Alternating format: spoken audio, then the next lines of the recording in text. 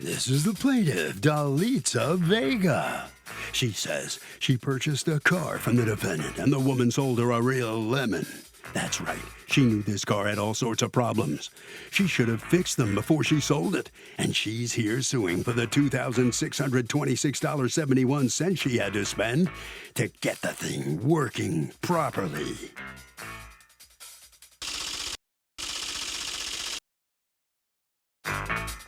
This is the defendant, Olivia Verado. She says she never had any problems with the car she sold to the plaintiff. She drove it every day to work and to the gym. The check engine light never came on, and she's sorry, but she's not taking it back. She's accused of unloading a hoopty.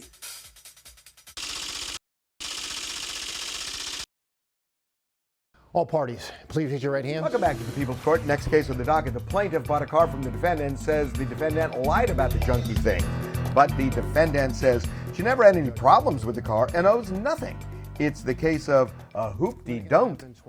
Thank you, Douglas. You're welcome. Okay, Ms. Vega, you are suing Ms. Verado for $2,626.71 in car repairs that you have had to incur because, according to you, she sold you a lemon. Tell me what happened. So I got into a car accident in December 19, 2021. So I had to get rid of the car that I had because it was a total loss. And I was looking for a car. I found her on the marketplace and I contacted her. I wanted to see the car really bad. The car looked good. She had it for $6,000. She put the price down for $5,000. All right, so did you go and see the car? Yes, I went to go see the car with my husband. Okay, and did you like it?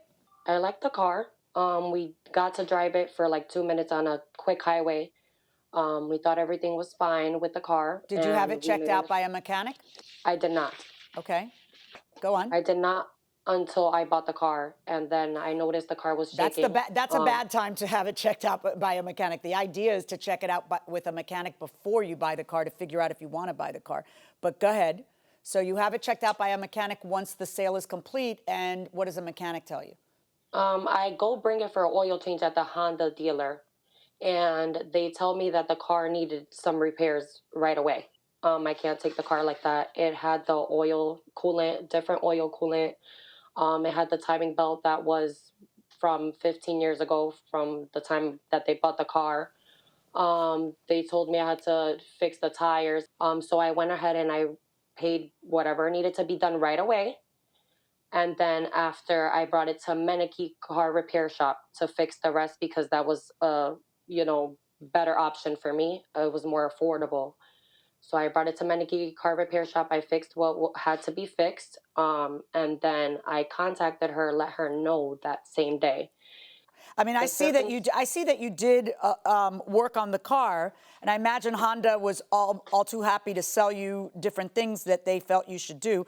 I'm looking for where you say you can't take that car like this. This is dangerous, or what? Anything like that? Is there anything like that? I have the inspection report.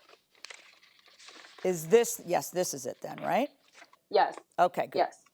Okay, so there's also a back page too. There's red marks to show require immediate attention. Stabilizer, alignment, front wipers, signal markers.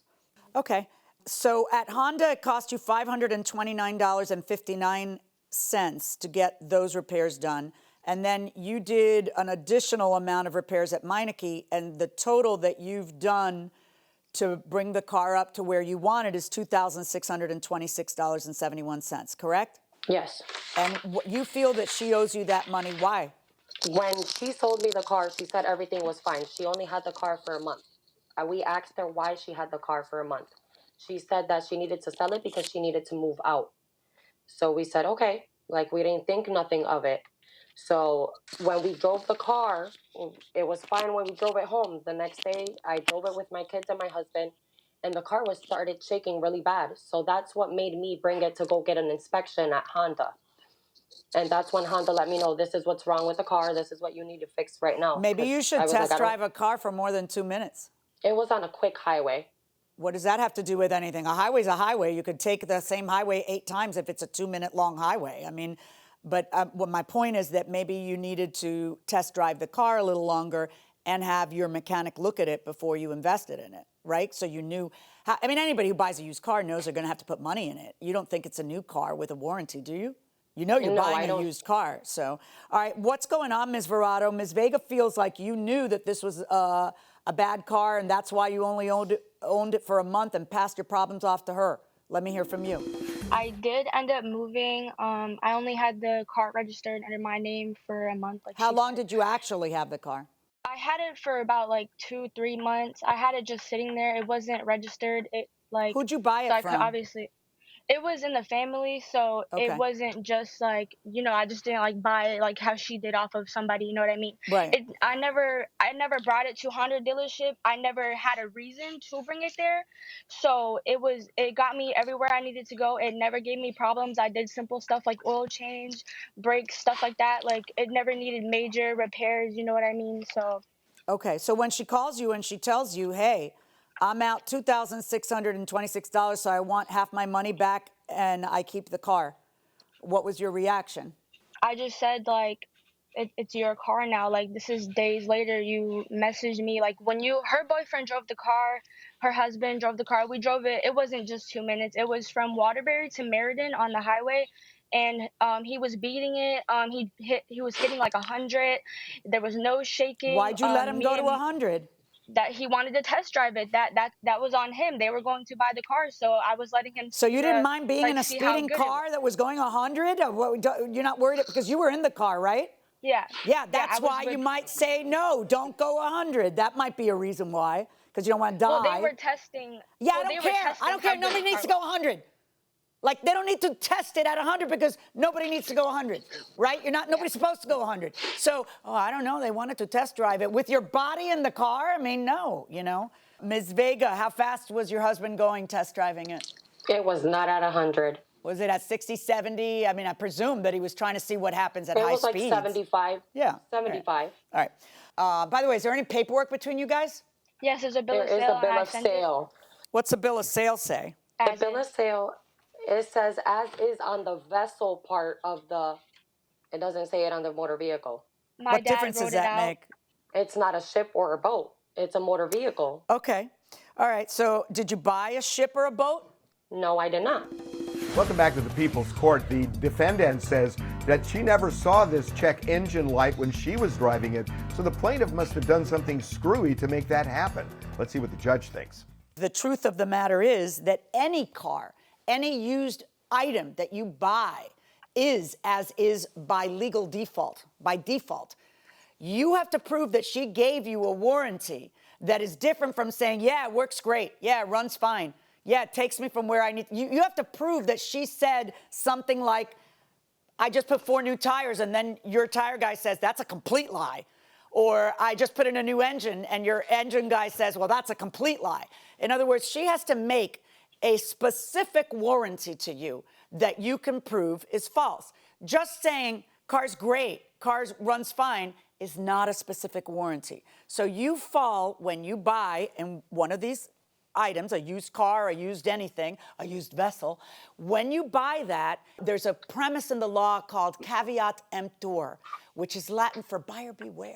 You see, you're the one who has to go through all of the motions to make sure that you're positive you want to buy this car. And that includes paying somebody $100, a mechanic, whatever your mechanic will charge you, maybe your mechanic will do it for free, to just take a look under the hood and say, looks good, doesn't look good, whatever your mechanic's going to say. Hey, you're going to need to do this very soon, whatever. You could even have the seller take it to the Honda dealership if that's what you want to do, and have Honda say whatever they're going to say. And the seller may say, no, I'm not gonna. And then you move on and buy a different car, you see?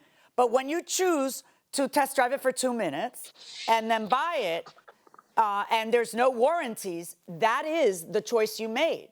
You got a discount, you got $1,000 off, and you're going to deal with the headaches of the new car. My verdict in this case is for the defendant. Thank you, Your Honor. So the plaintiff learned a tough lesson about buying a used car. Obviously, she made a mistake. Ms. Verado, let me ask you first. Do you feel sorry for her that she's having so many problems all of a sudden after buying the car from you? Yeah, of course. I mean, any person buying a car and their car has problems and they have to pay for it, like it's a hassle, but you know, it's not in my hands anymore. It's not under my control. Yeah, but did you have any suspicion that there were problems like that, or not? Or No, were you very I honest had, and said it's fine? yeah, yeah. I was very honest, no problems, nothing at all. Got me where I needed to go. It did justice for me. So, you know, All right. Well, you're off the hook, so good for you. Miss Vega, you have learned a tough lesson, haven't you? What are you thinking right now? So I'm thinking, yeah, because the judge didn't really let me speak. So I'm thinking, I spent 5,000 plus the $2,626 is more than what she was asking for, as well as she gave me a car that's messed up. I don't have family, I don't have a mechanic, and I didn't have enough money to bring a mechanic at 9 o'clock at night to go see a vehicle. Let me ask you another question. What does your husband have to say? I'm surprised he isn't here testifying with you. He drove the car, apparently My husband very fast. doesn't even. My husband says, "What's the point? It's fine. It's okay."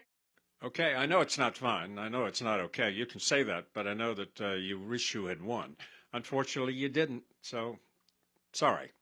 Anyway, that's the way it goes in court today. Sometimes you win, sometimes you lose. Today it was not the win for you. Harvey, what are you thinking? Okay, Doug, the defendant said, look, the car runs fine. That is not a warranty, as the judge said. We call that in the law puffing. It means that you're just you're trying to goose it a little bit to make the sale, but it's not like a warranty where you say if anything breaks within 30 days, I'll give you your money back. If you want a warranty, get it clear exactly what the other person is promising, because if that's not the case, it ain't a warranty. My neighbor plays very loud hip-hop music in his car and has a ridiculously loud stereo. The bass is so strong that it rattles the kitchen windows. Can I bring a nuisance suit? Yes, you could bring a nuisance suit. There's a common law claim for nuisance in every state where if something's interfering with your enjoyment of your property substantially and you really can't enjoy it, you can seek relief from a court. So you could do it, and there are other options you would have too. Have you ever had one of those cars pull up next to you and it's just like pounding so hard? Yeah, but it's usually on the highway, so Right, I can't say right. anything. Well, but if that landlord is renting to both of you, you could talk to the landlord. Right. But if it's a car stereo that the guy is driving around with, you could also let the police know that he's playing it excessively. In Florida, we have a state statute that says if you can hear it from 25 feet away from the car, that it's excessive, and you can get the initial ticket, I think, is a $30. Windows up or windows down? Windows up. Windows up. $30 fine. Right. Yeah. So I don't know. What about time factors too? Because whether it's a car or a house, Right. in the town we live in, Right. all music must stop at midnight. Right. There might be also local ordinances about how late you can play the music, but repeat offenders can get $500 fines as well in Florida. And the police do give out tickets for this. Okay, that'll do it. We'll see you later.